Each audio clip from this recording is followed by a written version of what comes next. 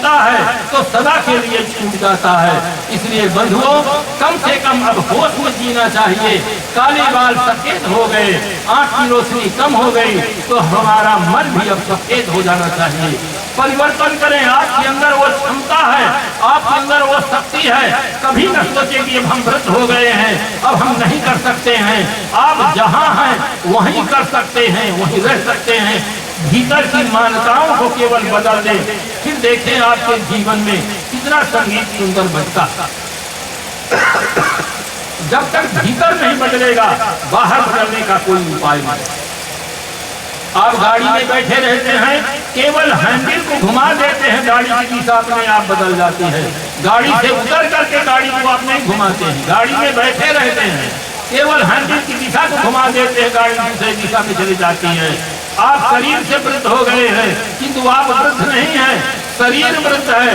आप जो रहने वाले इस शरीर में हैं, अविनाशी पदार्थ हैं, अपरिवर्तनशील पदार्थ हैं। आपके अंदर बहुत बड़ी क्षमता है।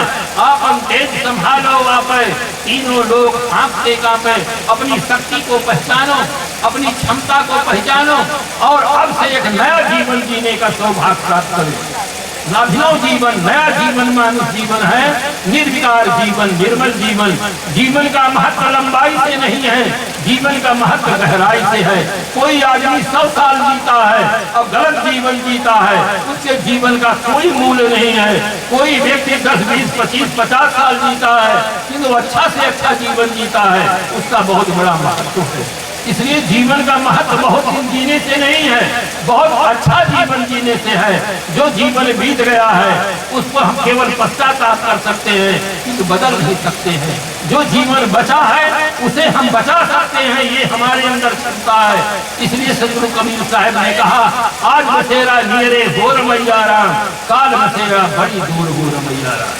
आज बसेरा मनुष्य शरीर में है, बहुत नजदीक है, कल बसेरा बड़ी दूर हो रमैया राम। कल अगर मनुष्य शरीर छूट गया तो पक्षी खानी में चले गए तो बहुत दूर हो जाएंगे। मानसकार ने बहुत सुंदर लिखा, कहा कि असर्व कृपा करो यही भांति, सब तज भजन करो दिन राशि।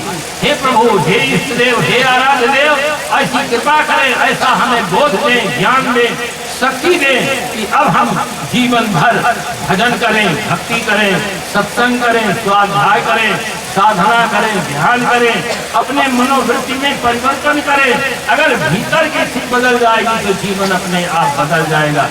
इन 2 दिनों में दूर दूर से पधारे हुए अनेक संतों के द्वारा, गुरुजनों के द्वारा आप जीवन के विविध पहलुओं पर बहुत महत्वपूर्ण विचार सुने हैं।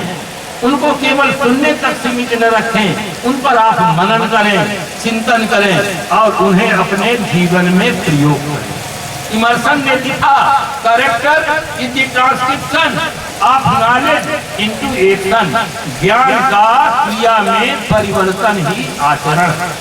जब तक हम मस्तिष्क से जानते हैं वो ज्ञान कहलाता है, और जीवन में उतर जाता है वो आचरण कहलाता है। इसलिए जीवन में परिवर्तन करें, जिससे हमारा लोक भी सुंदर बने, परलोक भी सुंदर बने। हम राष्ट्र के अच्छे नागरिक बनकर के जीवन जिए, एक अच्छे इंसान बनकर के जीवन जीने का सौभाग्य प्राप्त हो।